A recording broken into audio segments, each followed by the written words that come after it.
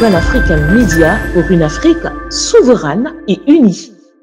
À 300 km de la ville d'Abidjan, la ville de Gagnoa, surnommée Cité du Fromager, est administrativement le chef-lieu de la région du Fromager, en référence au nom de l'arbre majestueux très présent dans la région. La star du ballon rond, Didier Drogba, la vedette de la chanson moderne, Gadi Saint-Joseph, pour ne citer que ceux-là, sont originaires de la région. Mais lorsqu'on évoque cette ville du centre-est de la Côte d'Ivoire, c'est surtout pour y associer Laurent Gbagbo, l'enfant du pays, ancien président de 2000 à 2010. Ce qui frappe à l'œil, une fois en contact avec la Cité du Fromager, c'est que la ville porte les stigmates d'un abandon persistant.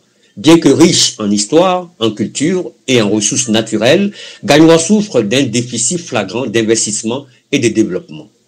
La raison principale, selon les observateurs, est liée à son affiliation politique à l'opposition et son attachement à Laurent Gbagbo. Cette négligence de la capitale du district du Golfe d'Ivoire se manifeste à plusieurs niveaux, tant sur le plan des infrastructures que sur les plans économiques, social et culturel, laissant la population locale dans une situation précaire et désespérée. Sur le plan infrastructurel, Gagnoa ressemble à une ville figée dans le temps, avec des routes délabrées, des systèmes de drainage inefficaces et un accès limité à l'eau potable et à l'électricité. Les habitants, généralement les Bété, sont confrontés quotidiennement à des défis liés à l'insuffisance des infrastructures de base, ce qui entrave non seulement leur qualité de vie, mais aussi le développement économique de la région. Les investissements dans les routes, les réseaux d'eau et d'assainissement, ainsi que dans l'énergie, sont largement inexistants, laissant la population locale dans l'isolement et l'incapacité de prospérer. Le paradoxe, c'est que la ville de Gagnoa est gérée par un maire issu des rangs du RHDP, le parti au pouvoir actuellement en Côte d'Ivoire, et la stratégie de ce régime consiste à ne financer que le développement des communes qui leur sont acquises. Parce qu'on est chez Gbagbo, ils arrangent partout, ils ont laissé Dalois, ils ont laissé Gagnoa. Oui, on sommes derniers dans la saleté. Et Dieu merci, un jour, tout le monde est revenu dans Gagnoa. Voilà, je le dis clairement, je suis opposé à tous ceux qui viennent ici et ils prennent le pouvoir. Quand tu prends un pouvoir, quand deux personnes t'ont voté, c'est tout le monde qui t'a voté. C'est pour ça que tu es élu. On vote quelqu'un pour qu'il soit élu. Si tu es élu, ça veut dire que tu es majoritaire. Donc c'est tous les Ivoiriens qui t'ont élu. Voilà ce que vous voyez ici à Gagnoa. Alors que Gagnoa, si on veut parler de Gagnoa, sur le plan économique, en Côte d'Ivoire ici, c'est que Gagnoa fait combien de milliards par an? Gagnoa fait près de 5 milliards par an. Plus que ça. Dans le budget, la mairie seulement. Mais alors, pourquoi Gagnoa comme ça? Sur le plan économique, Gagnoa souffre également des conséquences de l'abandon politique. Les opportunités d'emploi sont rares, les entreprises peinent à s'implanter en raison du manque d'infrastructures adéquates et du climat d'incertitude qui règne dans la région. Les agriculteurs nationaux et non nationaux, originaires pour la plupart des pays de la CEDEAO, pourtant nombreux dans cette zone fertile, sont confrontés à des défis tels que le manque d'accès au marché, aux intrants agricoles et aux technologies modernes, ce qui impacte leur productivité et leur capacité à gérer des revenus suffisants. En conséquence, la pauvreté et le chômage persistent, alimentant un cycle de désespoir économique. Mon souhait, c'est que les gouvernants là, ils n'ont qu'à penser que ici là, notre ville là, regorge de l'argent. Ils prennent de l'argent ici et puis ils versent ça dans leur trésor là. Donc quand ils veulent faire les choses, ils n'ont qu'à faire les choses de manière correcte. Quand il faut les partager, ils n'ont qu'à faire les choses correctement. Ils n'ont qu'à gagner dedans. Gagner dedans. Gagner dedans. Mon souhait aussi de l'autre côté, c'est que les EVA que nous avons remplacés, on a pris les EVA pour remplacer la culture. Voilà. Les EVA partout, les champs où on devait cultiver pour planter, semer le riz, tout ça là, on a pris ces champs là à cause des EVA. EVA, quand la fin est venue, il a cassé les prix d'EVA. Expressement parce que tout est fait à l'ouest. Si on a l'argent ici, on va le combattre. Donc, EVA est acheté à vil prix. Quand Gbagbo était là, on a acheté ça à 1100 francs. 1100 francs, tout le monde a les moyens, parce que EVA, chaque fin du mois, tu reçois quelque chose comme si tu travaillais.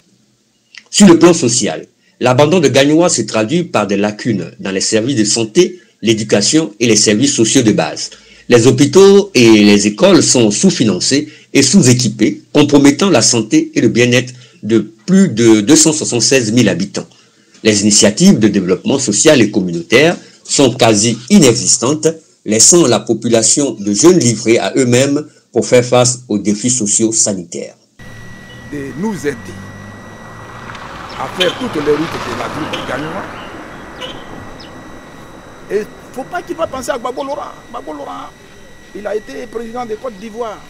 Mais s'il ne l'est plus, c'est Alassane Ouattara qui est là. Il ne faut pas qu'il va penser à Gbagbo Laurent pour dire qu'il n'arrange pas la ville de Gagnoa. Un président de la République ne trie pas les villes. Il arrange partout. Arrêtons un peu les litiges, tout ça. Alassane, c'est notre président de la République. Il a intérêt à arranger la ville de Gagnoa. Sur la route de Sansandra, quitter Gagnoa, aller à Sansandra, c'est la prison. Vraiment, il n'y a pas de route. Dans les petits villages, on ne peut pas aller librement dans nos villages. Même quand tu veux aller au village, il faut faire prière sur des prières. Parce que la route là, vraiment, c'est impraticable. Donc vraiment, le maire de Gagnoa, il est de RHDP. Et notre président, Alassane Ouattara, est le président de RHDP. Vraiment, qui pense vraiment à la ville de Gagnoa. Nous avons besoin vraiment de beaucoup de choses à Gagnoa.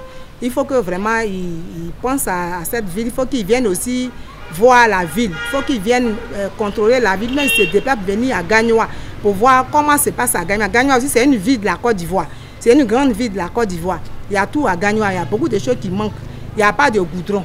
Il n'y a rien à Gagnoa. Le marché est cher. On n'arrive même pas à se nourrir à Gagnoa ici. C'est un peu compliqué. Donc vraiment que le président Alassane Ouattara pense à Gagnoa ou à la population de Gagnoa. Enfin, sur le plan culturel, Gagnoa peine à préserver son riche patrimoine et son identité culturelle. Le manque de soutien gouvernemental et municipal pour la promotion des arts, de la musique locale contribue à l'effacement progressif de la culture traditionnelle de la région. Les festivals et les événements culturels, autrefois florissants, sont aujourd'hui en déclin, faute de financement et de reconnaissance officielle. Face à cette situation désastreuse, la population de Gagnoa se sent abandonnée et oubliée par les autorités gouvernementales et municipales. L'appartenance politique ancienne de la ville à l'opposition semble être devenue un prétexte pour justifier le manque d'attention et de ressources. Pourtant, Gagnoa a un potentiel énorme qui ne demande qu'à être libéré. En effet, la capitale du district du Gao est la 9e ville la plus peuplée de la Côte d'Ivoire et demeure une ville importante de la boucle du café et du cacao, principale manne financière du pays. Il est donc impératif que les autorités reconnaissent et répondent aux besoins urgents de cette communauté marginalisée en investissant dans son développement infrastructurel, économique, social et culturel. Il aurait été juste, et personne ne se serait plaint, si le gouvernement Ouattara avait offert un stade de football de grande capacité d'accueil et au moins une université digne de ce nom à cette mythique cité du fromager. Nous n'avons pas les moyens ici pour scolariser nos enfants. Il n'y a pas d'université ici à Gagnoa. C'est l'université Guégué Bagnon, bon c'est privé, c'est pas public.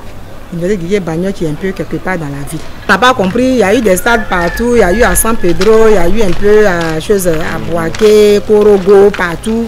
Mais eux-mêmes, ils savent pourquoi ils n'ont pas envoyé des stades ici. Parce que les gens qui viennent là, ils viennent dans les autres pays. Gagnoa même là, la ville est sale.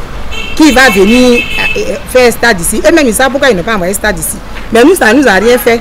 Parce que c'est la Côte d'Ivoire qui gagne. La ville de l'ancien président Laurent Gbagbo. Mais nous n'avons pas compris pourquoi il n'y a pas eu de stade. En conclusion, l'histoire de Gagnoa est celle d'une ville en quête de justice et de reconnaissance. L'abandon politique et l'oubli développemental dont elle est victime ont laissé des cicatrices profondes dans le tissu social et économique de la région et risquent de peser lourd dans les prochaines élections. Il est temps que les autorités gouvernementales et à moindre échelle les autorités municipales prennent leurs responsabilités et agissent pour réparer les torts du passé en offrant à Gagnoa, la cité du fromager, les opportunités et les ressources dont elle a désespérément besoin pour prospérer. Pan African Media pour une Afrique souveraine et unie.